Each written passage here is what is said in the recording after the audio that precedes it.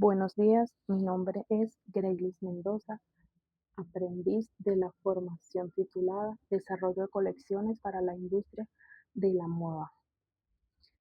En esta exposición presentaré el proceso de trazado y despiece de dos variaciones de básico femenino. Por cada básico voy a realizar dos variaciones. Iniciamos con la falda tipo A.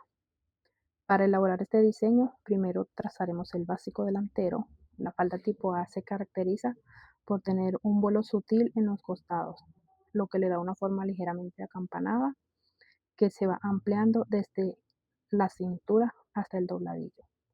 En esta ocasión agregaremos 4 centímetros hacia afuera en el costado a la altura del dobladillo. Luego uniremos este punto con la línea de cadera mediante una línea recta, obteniendo así la ampliación característica de este modelo. Luego realizamos el mismo procedimiento en el posterior. Se traza el básico con su línea de cadera y sus pinzas correspondientes. Luego se le agregan 4 centímetros en el costado del dobladillo y se une con línea recta hasta la cadera.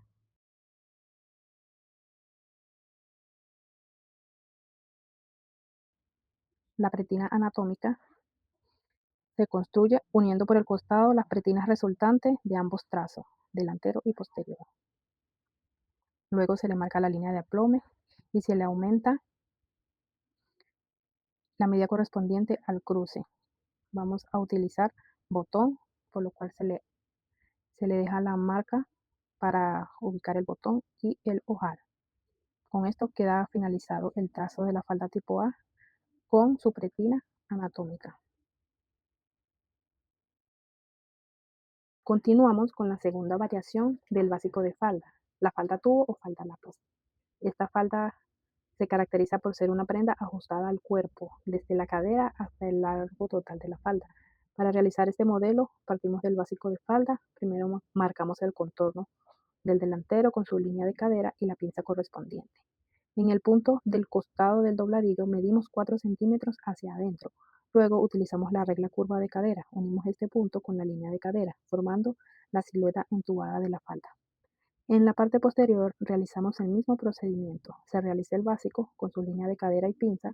Posteriormente, en el costado del dobladillo se miden 4 centímetros hacia adentro y se une este punto con la línea de cadera utilizando la regla curva. Cuando esta falda se confecciona en tejido plano, es decir, con una tela sin elasticidad, o cuando el entubado es muy pronunciado, es necesario agregar una abertura en el centro posterior. Esta abertura permite mayor comodidad y facilidad al movimiento al caminar. Para elaborarla en el centro posterior, medimos 13 centímetros hacia arriba desde el dobladillo y 4 centímetros hacia afuera, formando un rectángulo que corresponde a la abertura. Finalmente realizamos el despiece de las piezas del delantero posterior y la pretina anatómica, dejando listo el patrón para el proceso de confección. Continuamos con el corpiño básico. Aquí tenemos el corpiño básico ya elaborado.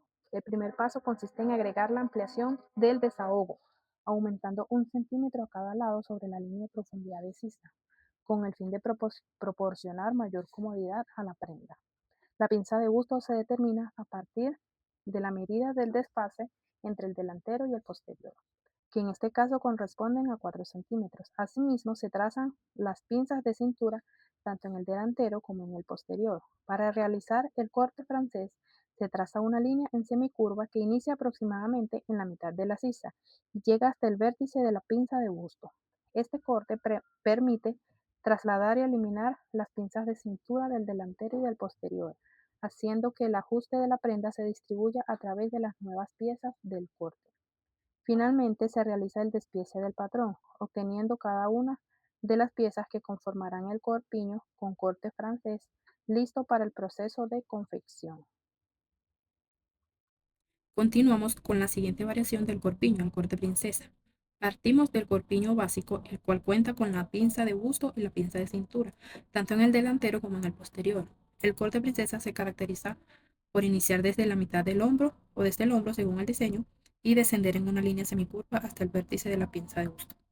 Este corte permite trasladar y eliminar la pinza de recuperación o dentaria, tanto en el delantero como en el posterior, integrando el ajuste de la prenda en las nuevas líneas del diseño y proporcionando un mejor moldeado de la figura. Una vez finalizado el trazado, se realiza el despiece del patrón, obteniendo cada una de las piezas que conforman el corpiño con corte princesa, con el escote redondo. Para realizar este escote desde el punto de cuello sobre la línea de hombro, tanto en el delantero como en el posterior, se marcan 4 centímetros, obteniendo así el nuevo contorno del escote. Luego, para elaborar el falso del escote, se traza una línea paralela al contorno, a una distancia de 6 centímetros. Centro desde el cuello sobre el hombro y la profundidad del escote. Luego se trazan las curvas para formar el escote corazón. Finalmente se dibuja el falso del escote con una línea paralela a 6 centímetros del contorno. Continuamos con las variaciones del cuello. El cuello export, para elaborarlo, se traza un ángulo de 90 grados y se marcan las líneas de centro posterior, hombro y centro frente. Luego se miden 4 centímetros para el ancho del cuello y se prolonga 1 centímetro hacia afuera. En el centro frente se baja 1,5 y se unen los puntos. Finalmente se traza una curva suave desde el centro frente hasta el hombro, obteniendo la forma característica del cuello export.